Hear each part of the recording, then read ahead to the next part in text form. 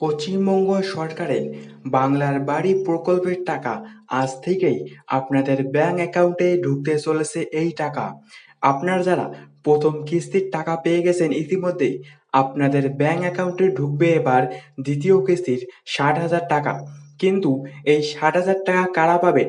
অনেকের নাম এই প্রকল্প থেকে বাদ পড়তে চলেছে।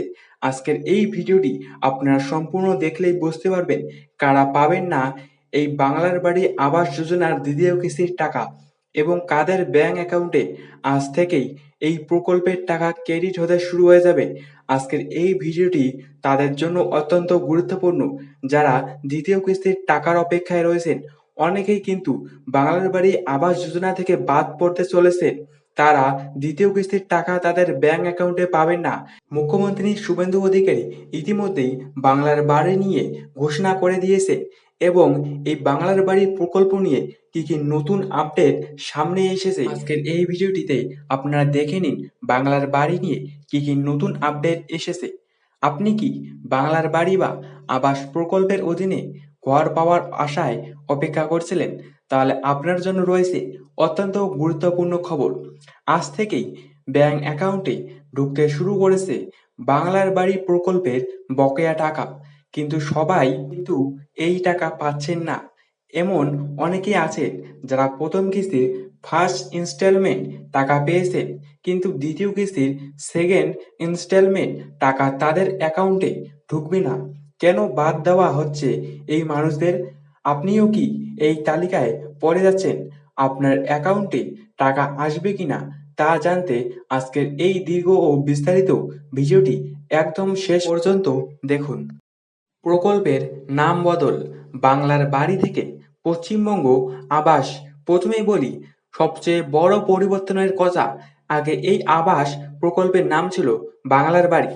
প্রধানমন্ত্রী আবাস যোজনার আদলে তৈরি এই প্রকল্পের নাম রাজ্য সরকার নিজের মতো করে রেখেছিল, কিন্তু রাজ্য সরকার পরিবর্তনের পর এই প্রকল্পের নাম বদলে করা হয়েছে পশ্চিমবঙ্গ আবাস যোজনা।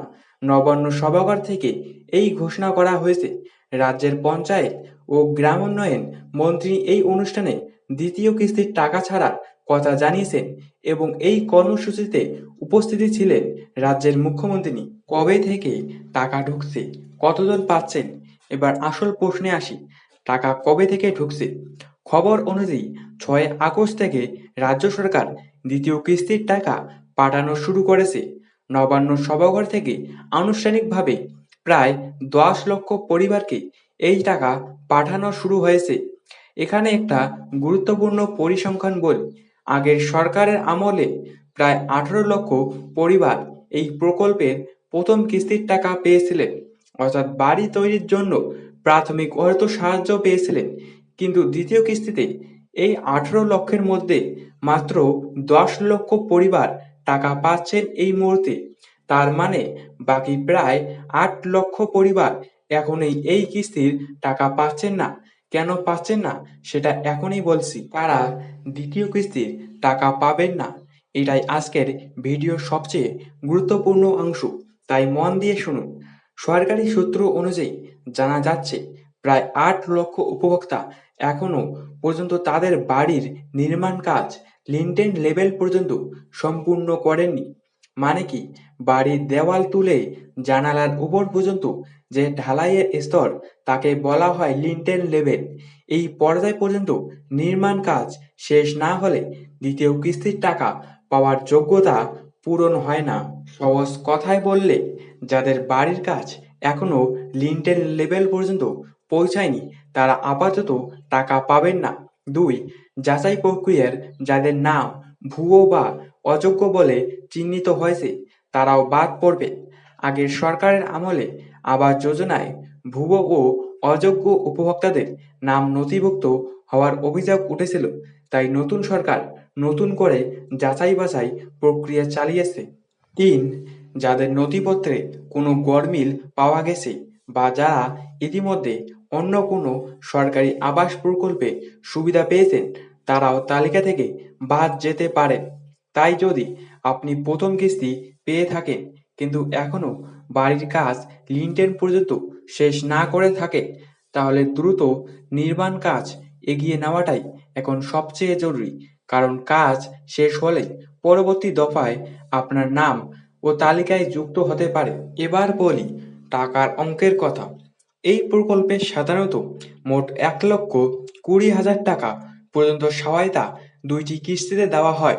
প্রথম কিস্তি লিনটেন লেভেল পর্যন্ত কাজ শেষ হলে অংশ ৬০,০০০ টাকা হিসেবে পাঠানো হচ্ছে বলে হয়। দ্বিতীয় কিস্তি বাড়ি সম্পূর্ণ তৈরি হয়ে যাওয়ার আগে যা এখন ৬০,০০০ টাকা হিসেবে পাঠানো হবে। যারা যোগ্য উপভোক্তা রয়েছেন তাদের ব্যাংক অ্যাকাউন্টে এই টাকা ঢুকতে চলেছে। এখন প্রশ্ন উঠতে পারে, আগে তো টাকা সহজেই চলে যেত, এখন এত যাচাই বাছাই কেন? আসলে আগের সরকারের আমলে এই প্রকল্পে ব্যাপক অনিয়মের অভিযোগ উঠেছিল। এমনকি কেন্দ্রীয় দলও রাজ্য পাঠানো হয়েছিল পরিস্থিতি খতিয়ে দেখতে, এবং অনিয়মের প্রমাণ পাওয়ার রিপোর্টও জমা পড়েছিল বলে জানা যায়। এই কারণে যোগ্য প্রাপকদের চিহ্নিত করতে নতুন করে আধার ভিত্তিক যাচাই, ই-কেওয়াইসি এবং একাধিক স্তরে ভেরিফিকেশনের ব্যবস্থা চালু হয়েছে। সরকারের বক্তব্য অনুযায়ী লক্ষ্য হলো প্রকৃত ও যোগ্য উপভোক্তারা যেন কোনোভাবে বঞ্চিত না হন। আবার একই সঙ্গে ভুয়ো নাম বাদ দেওয়া হয়। তাই যাচাই প্রক্রিয়ায় একটু সময় লাগলেও এটা প্রকৃত প্রাপকদের স্বার্থেই করা হচ্ছে বলে প্রশাসনের তরফে জানানো হয়েছে।